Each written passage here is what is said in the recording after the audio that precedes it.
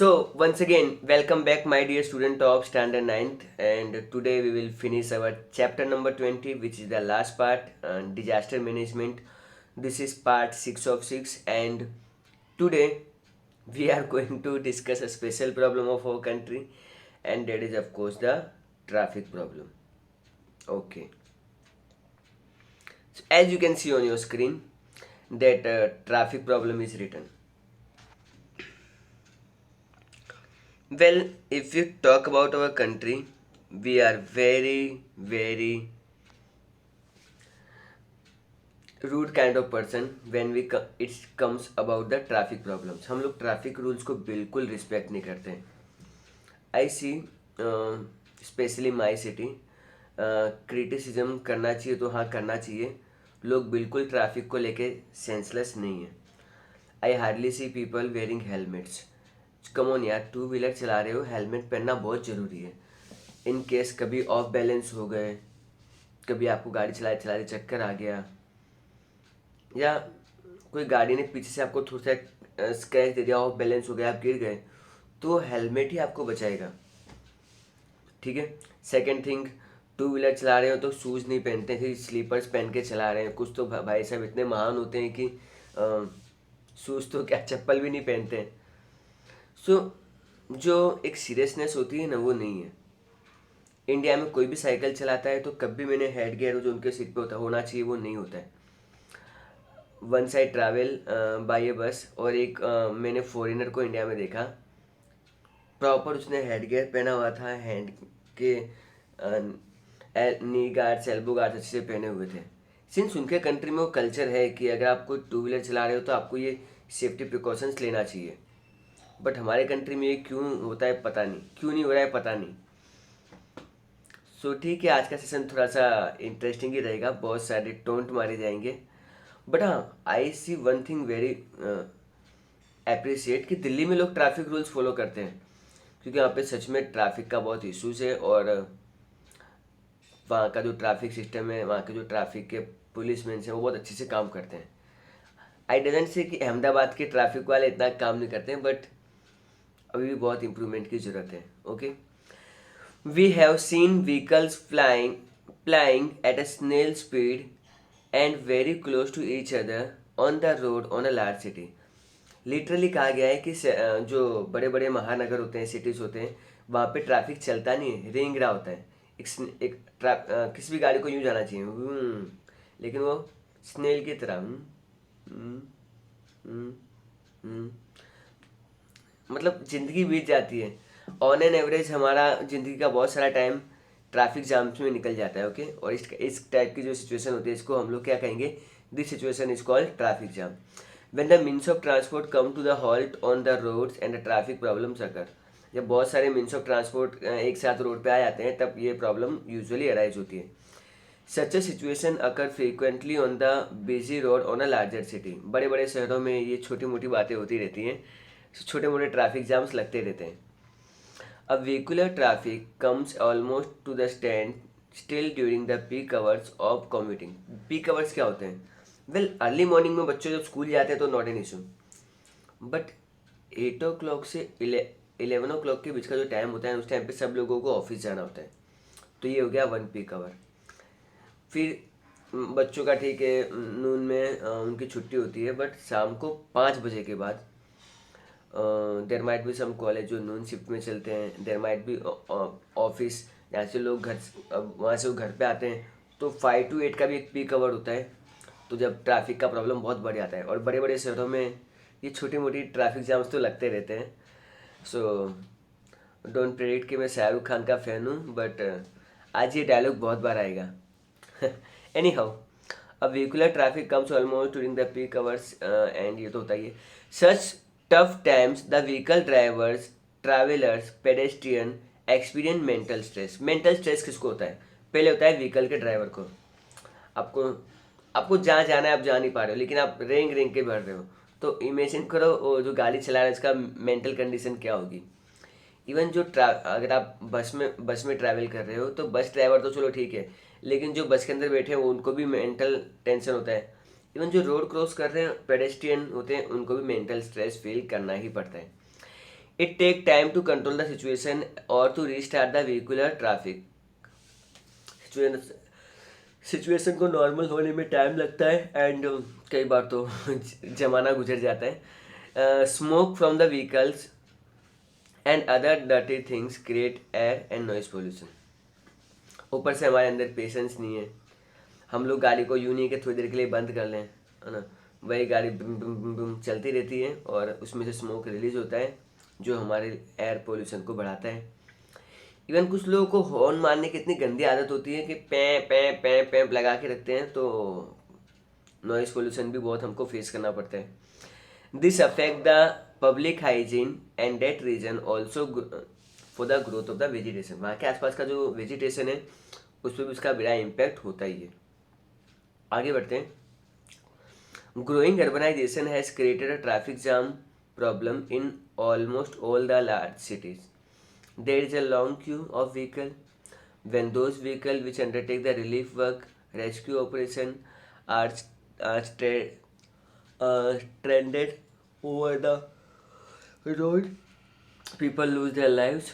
Example standing of 108 ambulance. So friends, यहाँ पर ऐसा हो रहा है कि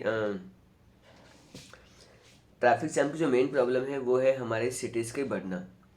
हमारे सिटीज़, इंडिया में हर सिटी की पॉपुलेशन बढ़ ही रही है लगभग, एंड ये कब तक बढ़ेगा? जब तक पॉपुलेशन बढ़ेगी तब तक बढ़ेगा। सिटीज़ में पॉपुलेशन बढ़ रही है, सिटी में व्हीकल्स बढ़ रहे हैं, तो ट्रैफिक जाम का प्रॉब्लम तो होना ही है। आप किसी भी सिग्नल के पीछे बहुत लंबी लाइन देख सकते हो व्हीकल्स की, जो लाइन में खड़े होते हैं। कई बार ट्रैफिक जाम इतना ज़्यादा होता है कि मान लो कोई 108 108 अगर कोई किसी पर्सन को ले जा रही है हॉस्पिटल, तो उसको भी वेट करना पड़ जाता है, और हम इंडियन लोगों में इतने कॉमन सेंस नहीं है कि उसको रास्ता दे दें। ओके, तो ये एटीट्यूड भी हमको डेवलप करने की ज़रूरत है। Engage in traffic, negligence of driver due to the ignorance in understanding the sign and symbol put along the road cause many accident every year and many people lost their lives. Death rate in India is very high due to the accident on roads. Sometimes a victim of an accident may become invalid permanently. Traffic jam की, ये तो traffic jam होता है, उसका main कारण होता है कुछ लोगों का नेग्लिजेंस। कुछ लोग ठीक से ड्राइव नहीं करते हैं, और या तो वो साइन, जो सिंबल्स होते हैं, जो बोर्ड्स होते हैं, वो इतने वो ठीक से समझ नहीं पाते हैं। कई बार इसके कारण एक्सीडेंट भी हो जाता है एंड लोगों की जान भी जाती है, जो अच्छी बात नहीं है। ऑन एन एवरेज इंडिया की सड़कों पे बहुत लोगों की डेथ होती है। I am watching Zee News few days before and they are saying India में 1,47,000 यानी अप्रोक्सीमेटली 1.5 लाख लोगों की डेथ होती है on road. It's all because of the, हम लोग ट्रैफिक के रूल्स ठीक से फॉलो नहीं करते हैं, और ये पता नहीं कब तक चलेगा।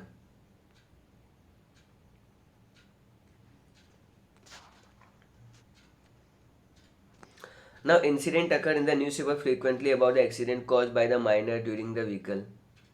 On highway, big disasters are caused due to the heavy vehicular traffic and uncontrolled speedy vehicles.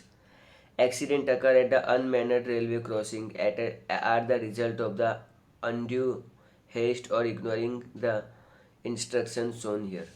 देखो, हमने बहुत बार देखा है कि कुछ बच्चों के माइनर एज की है, मीन्स 18 ईयर्स से भी कम है, और उनके एक्सीडेंट ज़्यादा होते हैं। देखो, जो यंग किड्स होते हैं ना, वो नया नया व्हीकल चलाना सीखते हैं, तो उनके अंदर एक एनर्जी लेवल होता है एंड वो हमेशा चीज़ों को एक्सट्रीम लेवल पे ट्राई करना चाहते हैं। सो व्हीकल जब उनके हाथ में होता है तो नॉर्मल सी बात है, वो सीधे तो चलाएंगे नहीं, कभी पीछे वाला टायर ऊपर करेंगे, कभी आगे वाला टायर ऊपर करेंगे, एंड ड्यू टू इट ये एक्सीडेंट होते हैं। आई थिंक गलती इसमें इनके पेरेंट्स की है। आप अपने बच्चे को तभी व्हीकल दीजिए जब वो एक आपको लगे कि वो व्हीकल चलाने के लिए परफेक्टली मेच्योर हो गया है। ठीक है, आप किसी गुस्से वाले इंसान को आप व्हीकल नहीं दे सकते, क्योंकि वो गुस्से वाला इंसान है और कभी भी कुछ भी कर सकता है।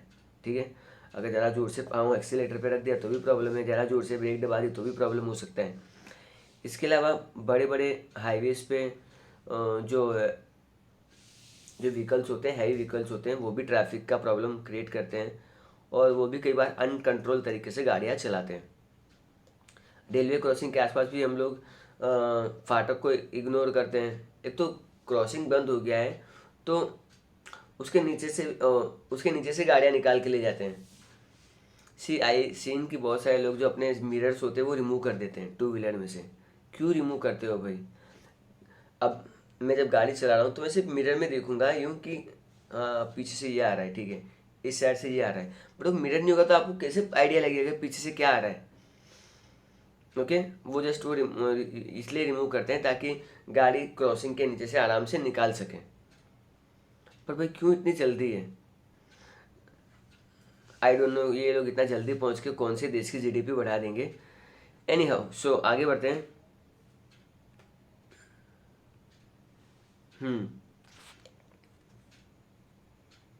बिल्कुल मेरी इमेज के नीचे, heavy traffic cause loss of time as well as fuel.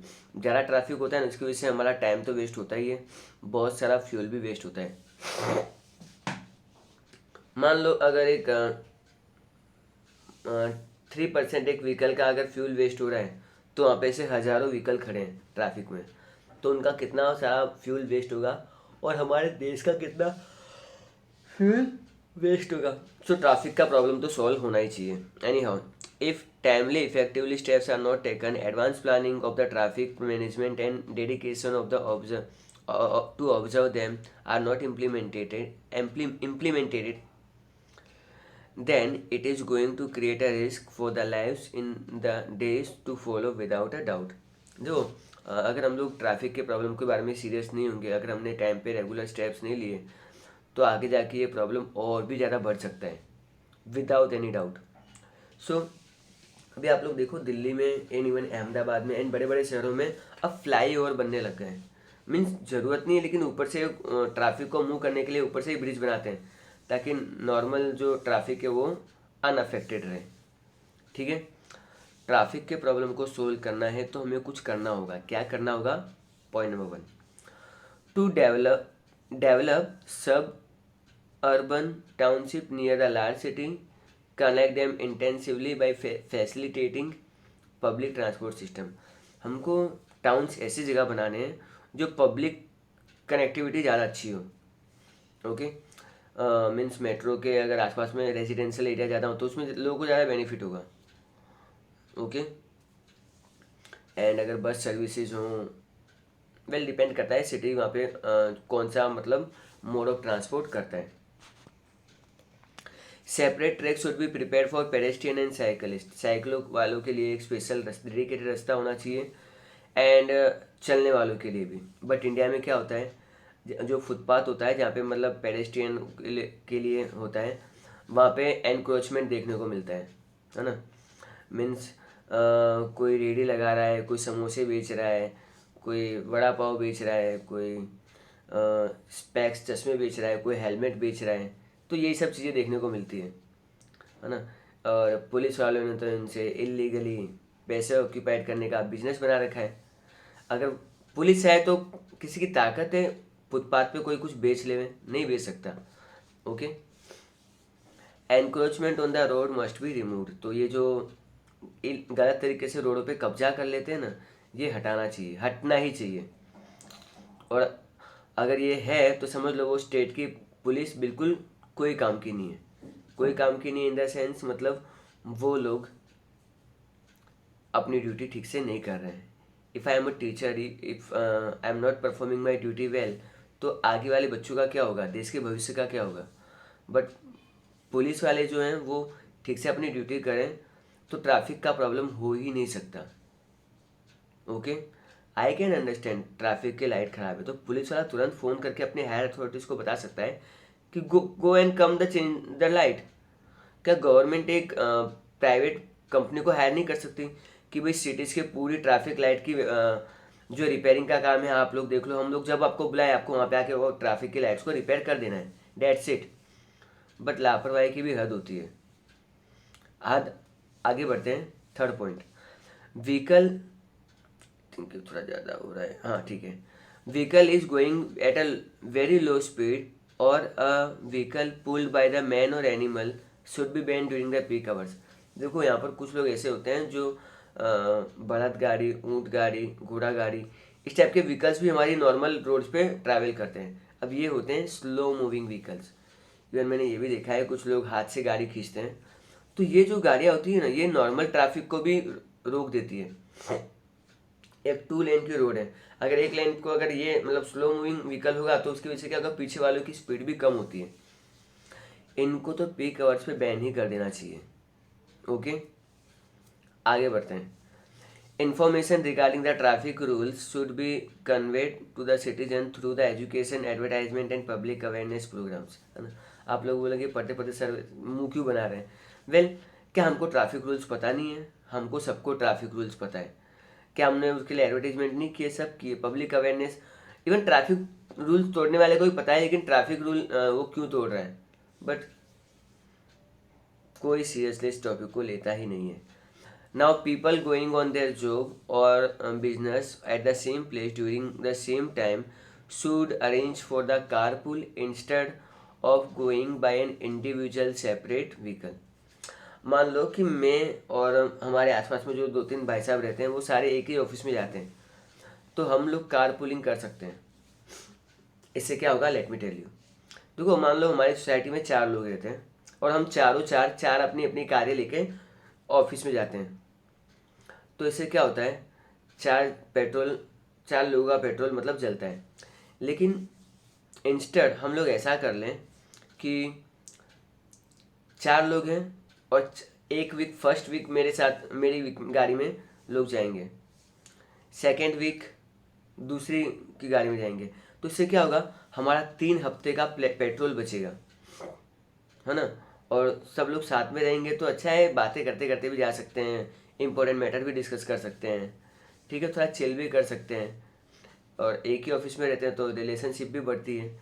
तो car pulling is the best method, है ना।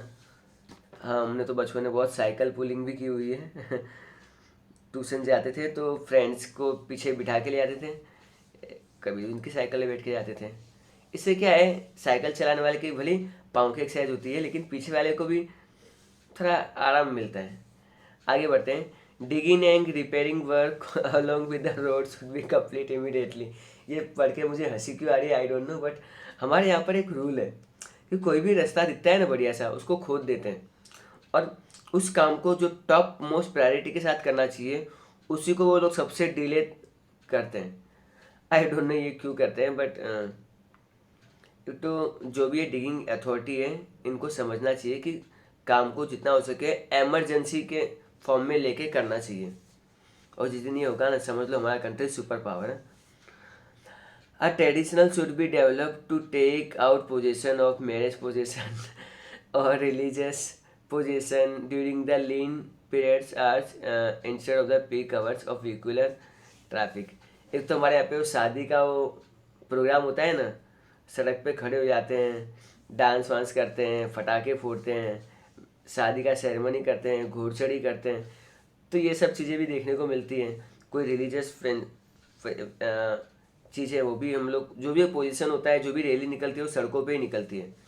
आई डोंट नो ये लोग सड़कों को ही क्यों टारगेट करते हैं। ओके,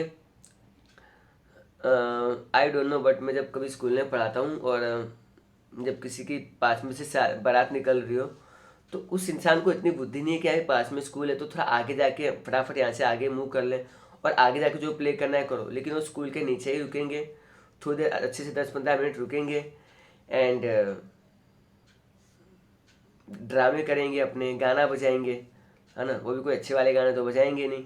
एंड तब हम लोग भी होता है कि हम लोग अब क्या पढ़ाएं, कुछ बोलेंगे बच्चों को सुनाई देगा नहीं, बच्चे गाना गा रहे होंगे।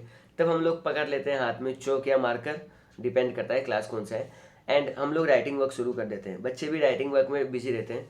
सो यूँ ऐसा नहीं कि उनसे बचने के पास हमारे पास तरीके नहीं है, बट हम लोग मन में श्राप भी देते हैं कि मैं तो देता हूँ टू बी ऑनेस्ट, कि आज आपने स्कूल वाले बच्चों की पढ़ाई बिगाड़ी है, आपके जब बच्चे होंगे ना वो इतने नालायक पैदा हो ना कि आपको रोज़ स्कूल के चक्कर लगाने पड़े, है ना। और किसी दिन वो बोले कि ए भगवान, हमने ऐसे कौन से पाप किए थे जो हमको इतने स्कूल के चक्कर काटने पड़ रहे हैं। तो भगवान उनको थोड़ा सा सद्बुद्धि भी देना कि हाँ तुमने मतलब जब शादी की थी तो स्कूल के नीचे ही रह के अपनी बैंड बजाई थी, और आज तुम्हारी इस तरह से बैंड बज रही है। ओके, सो जितने भी लोग हैं आगे फ्यूचर में शादी करने का प्लान कर रहे हैं, मेहरबानी करके स्कूल और हॉस्पिटल, क्योंकि हॉस्पिटल में जो बहुत सारे मरीज होते हैं, और जो स्कूल में इवन कोई लाइब्रेरी होती है, तो वहाँ पे प्लीज़ ऐसे सब स्पीकर बंद करो। और क्या इतना दिखावा रखा है, सिंपल सादगी में फॉलो करो, है ना।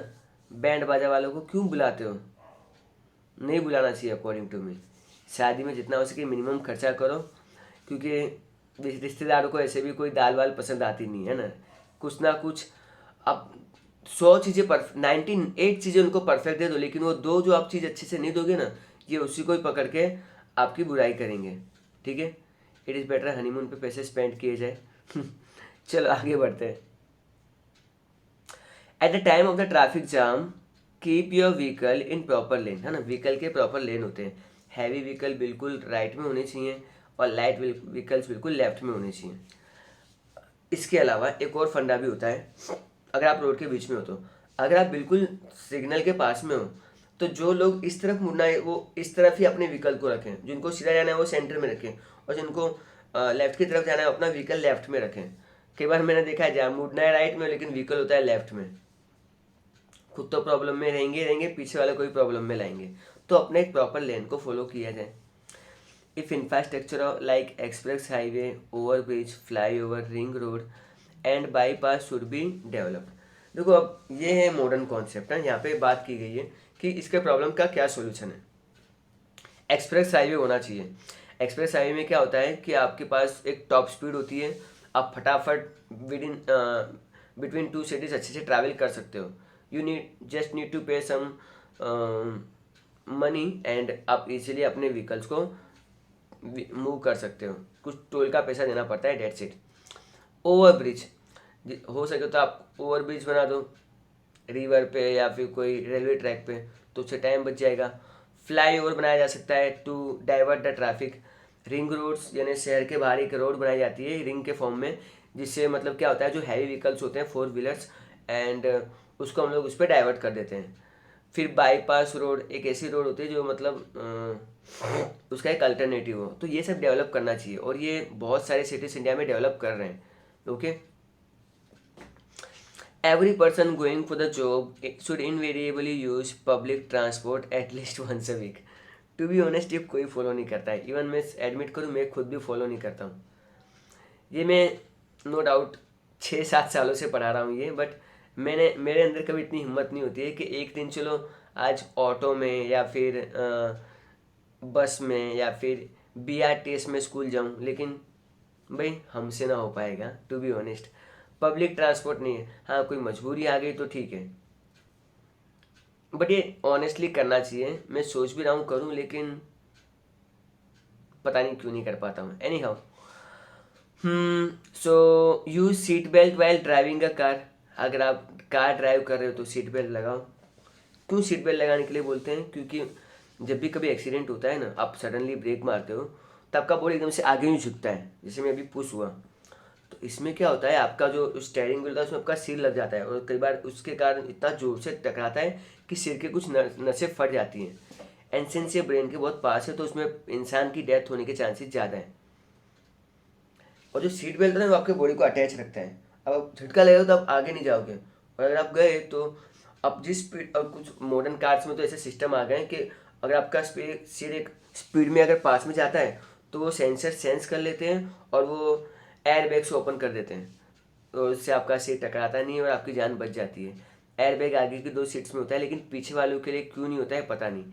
वैसे भी इंडिया में जो कार्स हैं वो ज़्यादातर सेफ्टी रूल्स अभी तक क्लियर कर ही नहीं पाई है। There are only few vehicles जिन्होंने ये किया हुआ है, और वो भी बहुत हैवी प्राइसेस में आपको मिलेंगे। सो चलो आगे बढ़ते हैं। Last point, provision of the heavy penalty should be made for the driver who are drunk. जो लोग पी के गाड़ी चलाते हैं उनके लिए तो बहुत ही हैवी पेनल्टी लगानी चाहिए। Who do not have their own driving licence, who drive recklessly, and for those who violate a traffic rule. सबसे हैवी पेनल्टी लो जो पहले तो पी के चला रहा है, ठीक है। दूसरा, जो बिना ड्राइविंग लाइसेंस के चला रहा है। सिम मैं तो एक ही चीज़ बोलूँगा कि आप ना फ़ाइन लेना भी बंद कर दो, क्योंकि फ़ाइन का भी उन लोगों ने रास्ता बना लिया है। ट्रैफिक पुलिस वाले क्या करते हैं, to be honest let me tell you, suppose helmet नहीं है और 2000 का फ़ाइन है, तो मैं क्या करूँगा, 2000 रुपीज़ मुझे नहीं देने, मैं 500 रुपीज़ दे के मामला रफा दफा करना चाहता हूँ। तो मैं पुलिस वाले को बोलूँगा सर 600 ही पड़े हैं, 500 ले लो चलेगा, बट बिल विल मत फाड़ो। तो वो इंसान क्या करेगा, 500 अपनी जेब में रख लेगा, गवर्नमेंट को भी नहीं दे रहा है ना, काम गवर्नमेंट के लिए कर रहे हैं, लेकिन पेनल्टी लेने का रखो ही मत ना। आप ये कर लो कि व्हीकल्स को जमा कर दो, जाओ घर पे जाओ, ठीक है, हेलमेट परचेस हो जाएगा तब वापस लेने आ जाना, और एक हफ्ते के लिए उस इंसान को बोल दो कि आप ये व्हीकल ड्राइव नहीं कर सकते, डेट सेट। पब्लिक बोलता हूँ 90%, हाँ फिर गवर्नमेंट के पास ये रोना धोना होगा, इतने व्हीकलों को हम लोग रखेंगे कहाँ। गवर्नमेंट आपके पास सारे अरेंजमेंट होते हैं, पब्लिक को इतना बेवकूफ़ मत समझो। और फिर गवर्नमेंट को ये भी लगता है कि पब्लिक ज़्यादा नाराज़ हो गई तो अगली बार वोट नहीं देगी। अरे वोट नहीं देगी बात सही है, बट एक सिंसियरिटी होती है जो होनी चाहिए, और जो इन लोगों में नहीं है। कुछ लोग बहुत ही रैकलेसली ड्राइविंग करते हैं, जैसे उनको सांप ने डस लिया हो। अरे भाई चला लो। सबसे डेंजरस तो वो लोग होते हैं जो सीधे बैठते ही नहीं है। आप ऑटो ड्राइवर को देखो, यूँ बैठे होते हैं, है ना भाई, पीछे के दो बम पे अच्छे से टिका के बैठो, पर नहीं, आधे तो हवा में झूलते हुए ही मिलेंगे उनको। एनी हाउ सो, और यही सब ट्रैफिक रूल्स आप फॉलो करते ही नहीं, और ट्रैफिक जाम होता ही है और एक्सीडेंट्स भी होते हैं। What not to do, do not violate the traffic rules. अरे हम ट्रैफिक रूल नहीं तोड़ेंगे तो फिर कौन तोड़ेगा, है ना, तो ज़िंदगी में मज़ा कैसे आएगा। तो यही सब चीज़ें चलती हैं, लोग ट्रैफिक रूल्स बहुत बुरी तरह से तोड़ते हैं। Very old vehicle should not B use, है ना, बहुत पुराना जो व्हीकल होता है ना वो ज़्यादा ऑयल कंज्यूम करता है, ज़्यादा पेट्रोल कंज्यूम करता है, प्लस वो चलता कम ना बचता ज़्यादा है। अकॉर्डिंग टू मी शोर बहुत ज़्यादा करता है, ठीक है। आई कैन अंडरस्टैंड, आपकी पुरानी गाड़ी है, आपकी पहली गाड़ी हो सकती है, आपको इमोशनल लगाव होता है, but try to think about the environment also sometime, okay. Transport of the goods should not be carried out except the night and early morning, है ना। अहमदाबाद में रूल है कि आप सिटी के अंदर luxury bus and heavy vehicles को दिन के टाइम पे नहीं ला सकते। नाइट को 9 o'clock के बाद और मॉर्निंग में 7 o'clock तक उनको अलाउड है, तो उस टाइम पे सारा मतलब मेजर काम उस टाइम पे ही होता है। Do not deface the instruction board and sign and symbol on the road, and this are the mean of vehicle drivers. आप साइन बोर्ड्स को इग्नोर मत कीजिए, साइन बोर्ड्स को स्ट्रिक्टली फॉलो करो। अगर आप उसको इग्नोर करोगे तो you are inviting yourself into a danger और a critical situation. Do not alter the design of the vehicle. कुछ लोग नॉर्मल व्हीकल्स के साथ छेड़छाड़ करते हैं, स्टिकर लगाते हैं, सिंगड़े लगाते हैं, पता नहीं मॉडिफाइड कर देते हैं। प्लीज़ ऐसा मत करो। लाइटिंग चेंज करवा देते हैं, और लाइटिंग तो भाई साहब इतनी आती है कि कुछ दिखता ही नहीं है, ओके। इसको लेके भी हमारी ट्रैफिक पुलिस बिल्कुल नींद में, सोने दो, डिस्टर्ब हो जाएंगे, है ना। And do not use cell phone mobiles while driving. While driving क्या होता है, वाइल ड्राइविंग होता है ना। मैंने ये देखा है कुछ लोग यूँ फ़ोन रख के यूँ गाड़ी चलाते हैं, भाई मत करो ऐसा प्लीज़, ठीक है। Don't be a multitasker, okay. Instead of it आप एक और चीज़ भी यूज़ कर सकते हो। Wait a minute, I am coming. So students, as you can only hear me, you can use some modern devices जो आप टू व्हीलर या फोर व्हीलर में यूज़ कर सकते हो, and that is of course a headset, and that is headset is like this kind of Bluetooth headset। ये आपके mobile phone से कनेक्ट हो जाएगा, इसको आप कान में लगा लो, okay. And you can receive call also while driving a call. if I got a call then I can use this also,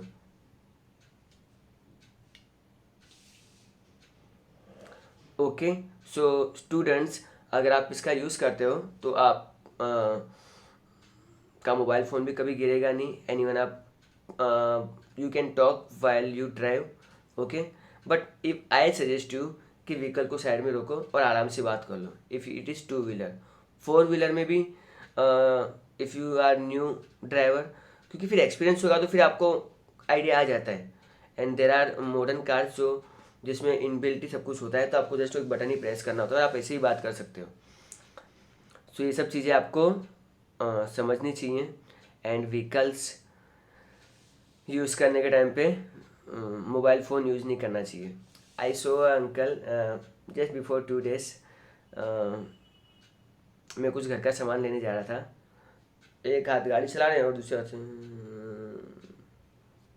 क्यों भाई, क्यों इतनी मल्टीटास्किंग करनी है ना? तुमको क्या भारत रत्न अवार्ड चाहिए कि देखो इस इंसान को, ये एक हाथ से गाड़ी भी चला रहा है और इम्पोर्टेंट मैसेज भी भेज रहा है ना? कौन सा इम्पोर्टेंट मैसेज? भाई सबको पता है कौन से इम्पोर्टेंट मैसेज होते हैं। हेलो, गुड मॉर्निंग, खाना खाया कि नहीं खाया, यही सब फालतू की बकवासें ही होती हैं।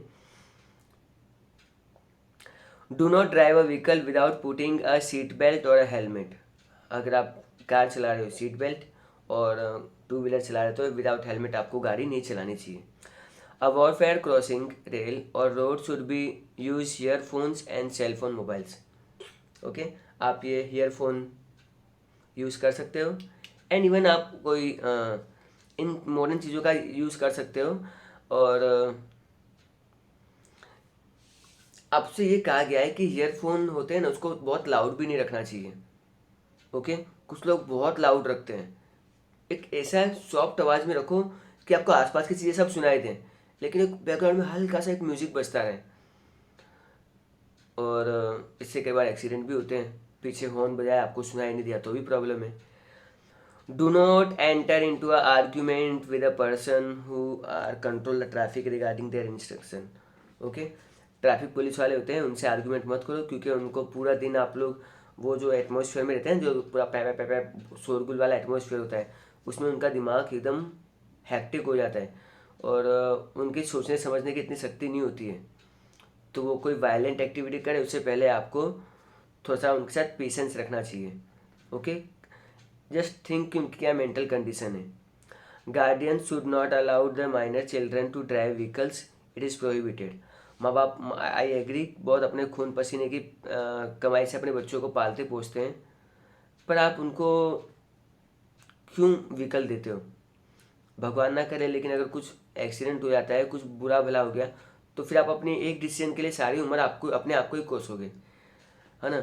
जितना हो सके बच्चों को साइकिल चलाने दो, एटलीस्ट 19 ईयर्स तक, उनकी हाइट भी बढ़ेगी, है ना? आप व्हीकल दे रहे हो तो फिर वो उनके जो पाँव के जो एक्सरसाइज होनी चाहिए वो होगी नहीं, फिर बोलेंगे हमारा बच्चा कमज़ोर रह गया। वेल, आदत भी आपने बिगाड़ी थी। Do not join mob and obstruction while safe relief and safety work at a place an accident due to the inquisitive. कहीं भी कोई रिलीफ वर्क हो तो यहाँ पे आपको भीड़ नहीं इकट्ठी करनी चाहिए, और कोई एक्सीडेंट हो गया तो उसकी हेल्प कर देनी चाहिए ऑफकोर्स, एंड व्हीकल्स बुला लेने चाहिए 108 something like that. Impact of disaster on human life. Okay, so देखो, हमने सारे मैन इंड्यूस और नेचुरल डिजास्टर डिस्कस कर लिए। अब हम बात करेंगे कि इसका इंसानों के ऊपर क्या इफेक्ट होता है। Disaster affect almost everybody, but its maximum ill effect is felt by the poor and under privilege people. The effect of the disaster can be grouped into 4 categories as under. देखो, disaster का हर इंसान के ऊपर अलग अलग impact होता है। कुछ लोग बीमार पड़ते हैं तो वो लोग मेंटली स्ट्रांग होते हैं, वो सोचते हैं कि बीमारी है, ओके ठीक है, कुछ दिन बीमार रहूंगा और ठीक हो जाऊंगा, इसी उनके अंदर विल पावर होता है। और कुछ लोग, मैं बीमार हो गया, अब मैं कभी चल नहीं पाऊंगा, डर जाते हैं ना। जो डर होता है ना, वो उनके रिकवरी में भी इफेक्ट करता है। Sorry for that, and sorry for my bad acting also. मगर जो इंसान अगर मेंटली स्ट्रांग होता है ना, वो जल्दी रिकवर भी करता है। ओके, लेकिन ऐसे 4 कैटेगरी होती है जो हमको ध्यान रखनी है, जो डिजास्टर के वजह से होती है। एक तो effect of relief, effect on relief. There is a heavy damage or a total loss of the movable and immovable property. Infrastructure facility like the road, railway, bridges, electricity, gas, telecommunication facility, etc. are heavily damaged and cannot be restored immediately. Loss of fertile agricultural land due to the flood is also loss which cannot be compensated even a prolonged time. तो उससे relief work में भी effect पड़ता है। देखो, जब भी natural disasters आते हैं ना, तो हमारी बहुत सारी प्रॉपर्टी को नुकसान होता ही है। हमारा जो इंफ्रास्ट्रक्चर है जैसे कि रोड्स है वो टूट जाती हैं, रेलवे की लाइंस उखड़ जाती हैं, ब्रिजेस को डैमेज पहुंचता है, कई बार गैस लीक की भी प्रॉब्लम होती है, टेलीकम्युनिकेशन के खंभे गिर जाते हैं। तो इन चीज़ों को वापस से नॉर्मलाइज करने में बहुत टाइम लगता है और बहुत पैसा भी वेस्ट होता है। कई बार फ्लड के कारण जो लैंडस्लाइड के कारण जो सॉइल की फर्टिलिटी है वो भी चली जाती है और बहुत लंबा टाइम लगता है चीज़ों को नॉर्मल होने में। इसके अलावा effect on the human life में क्या होता है? Well, many people either die due to the disaster और become permanently handicapped. Health of common citizen deteriorates, those who lose their lives those who lose their relatives are in intense trauma and desperate. It is difficult to bring them out of the trauma situation of many orphan children and elderly people become very awkward when their support is lost. Their rehabilitation need very intense effort and people have to face many difficulties in life. देखो इसका इंसानी ज़िंदगी में भी बहुत असर पड़ता है। या तो इंसान नेचुरल डिजास्टर में मर जाएगा, ठीक है, मर जाएगा, वो सबसे अच्छी बात है। लेकिन अगर वो परमानेंटली हैंडीकैप्ड हो गया, अगर उसका कोई बॉडी पार्ट है, हाथ या पाँव कट गया, तो उसकी आगे की आने वाली लाइफ इतनी कोई अब नॉर्मल नहीं रहने वाली, है ना। लोगों की कॉमन हेल्थ डिट्रॉइट होती है। और अगर हमने अपने किसी नियर वन डियर वन या कोई रिलेशन में जिसको हम लोग बहुत मानते हैं, अगर हम लोग उनको लॉस करते हैं तो इंसान के उसके ऊपर बहुत गहरा असर होता है। वो इंसान ट्रॉमा में चला जाता है, उसको चीज़ें अच्छी नहीं लगती है। एंड अगर मान लो आपके घर में कोई एक ही इंसान था कमाने वाला, अगर उसकी डेथ हो जाती है तो पूरी फैमिली को आगे की लाइफ बहुत ही उनके लिए बहुत ही अजीब होने वाली है और उस चीज़ों को कभी भी मतलब वापस से रिस्टोर नहीं किया जा सकता। और उनका रिहेबिलिटेशन, उनको वापस उनकी नॉर्मल ज़िंदगी में ला पाना, it's a big task for the government and for the families also. Economy में क्या इम्पैक्ट होता है? Well, of course, a large capital has to be created for the rehabilitation work after the disaster. It affects the routine development work. Due to the shortage of capital, the completion of the project is delayed. A problem of the unemployment emerged till the industrial unit are reactivated. Economic of the disaster affected area become weaker. देखो, एक तो वापस से इन सब चीज़ों को वापस से रिस्टोर करने के लिए बहुत ज़्यादा पैसे की ज़रूरत होती है एंड इन सब चीज़ों में लगता है टाइम। तो डेवलपमेंट वर्क में ऑफकोर्स बहुत टाइम लग जाता है और वो बहुत डिले हो जाता है। तो बहुत लोगों की नौकरियां जा चुकी होती हैं, तो चीज़ों को वापस से नॉर्मल कंडीशन में आने में बहुत टाइम लग जाता है। और जो लोग फाइनेंशियली बहुत वीक नहीं है, जो गरीब लोग हैं, उनको तो मतलब बहुत ज़्यादा प्रॉब्लम फेस करनी पड़ती है। एंड लास्ट में social effect of the disaster. Social effect क्या होता है? Well, migration and feeling away of the people affect the social structure of the affected by the disaster. कोई भी डिजास्टर हो तो बहुत ज़्यादा माइग्रेशन देखने को मिलता है, जैसे हमने कोरोना के टाइम पे देखा था। Social festival and public celebration become uninteresting compare to the earlier time, है ना। हम लोगों ने कोरोना के टाइम पे बहुत सारे फेस्टिवल आगे चले गए, लेकिन हमने उसको ज़्यादा सेलिब्रेट ही नहीं कर पाए। Okay, in the corona time there is no garba and dandiya programme this time. तो फेस्टिवल में किसी का इतना कोई इंटरेस्ट था भी नहीं। It take many year to restore the original charm. चीज़ों को नॉर्मल होने में सालों लग जाते हैं और such social organisation become weaker due to the changes in the social network. Okay friends, अब सबसे इम्पोर्टेंट टॉपिक आता है कि डिजास्टर के बाद जो मेन काम होता है ना, वो होता है चीज़ों को नॉर्मलाइज करना। एंड इस प्रोसेस को हम लोग बोलेंगे रिहेबिलिटेशन। ओके, तो यहाँ पे मैं डायरेक्टली एक्सप्लेन कर रहा हूँ, I am not going for the line to line reading. So as you can see on your screen, जैसे डिजास्टर खत्म होता है तो पहला काम होता है रेस्क्यू ऑपरेशन। रेस्क्यू ऑपरेशन के साथ साथ रिलीफ वर्क भी आता है और फाइनली उन चीज़ों को रिहेबिलिटेट किया जाता है। सो उसको रिहेबिलिटेशन हम लोग कहेंगे। अब वो डिपेंड करता है कौन सा डिजास्टर है। कुछ डिजास्टर में फटाफट रिहेबिलिटेशन हो जाता है, कुछ में टाइम लगता है। कई बार हमको बहुत ज़्यादा नई बिल्डिंगें बनानी पड़ती है अगर अर्थक्वेक, फ्लड या साइक्लोन आया है तो। फिर कई बार ड्रॉट की कंडीशन में या फिर जैसे ये कोरोना का टाइम था, लोगों की जॉब चली जाती है, तो वापस से लोगों को जॉब देना ये भी एक बहुत बड़ा इशू है। सिंस ये वायरल डिजीज होती है, एपिडेमिक होती है, तो उसमें बहुत ज़्यादा लोगों को हमको एजुकेशन देना पड़ता है, पब्लिक अवेयरनेस का प्रोग्राम चलाना पड़ता है और चीज़ों को रिहेबिलिटेट करने में, इंफ्रास्ट्रक्चर को मतलब वापस से नॉर्मलाइज करने में बहुत ज़्यादा पैसा स्पेंड होता है। और ये बहुत डिफ़िकल्ट काम है, जहाँ पे मतलब मान लो कि एक भरा पूरा फैमिली था और वहाँ पे बस एक या दो लोग ही बचे, तो उनको साइकेट्रिस्ट की ज़रूरत होती है, उनको ट्रॉमा से बाहर लाना होता है उन पर उन चीज़ों में भी बहुत कई बार टाइम लग जाता है, एंड कई बार लोग अपनी मेंटल कंडीशन भी खो बैठते हैं ड्यू टू इट। हमको फिर उन लोगों को भी ट्रेनिंग देनी पड़ती है मेंटली एंड फिजिकली, जो लोग अपने परमानेंटली हैंडीकैप्ड हो चुके हैं। Okay, final 2 lines. Thus the rehabilitation work after a disaster is very challenging one. ये कोई आसान काम नहीं होता है, बहुत चैलेंजिंग काम होता है। And it can be fulfil only through the proper planning implemented by step, ठीक है। उसको हम लोग स्टेप बाय स्टेप इम्प्लीमेंटेशन से ही रूल आउट कर सकते हैं। So this is the ending of this chapter. I think ये बहुत बड़ा सेशन हो गया है, बट एनी हाउ ये इंटरेस्टिंग भी था। So with this note I am signing off. Thank you very much, have a nice day, and very soon I am going to bring question answer of these all chapters. So bye everyone, take care and be safe.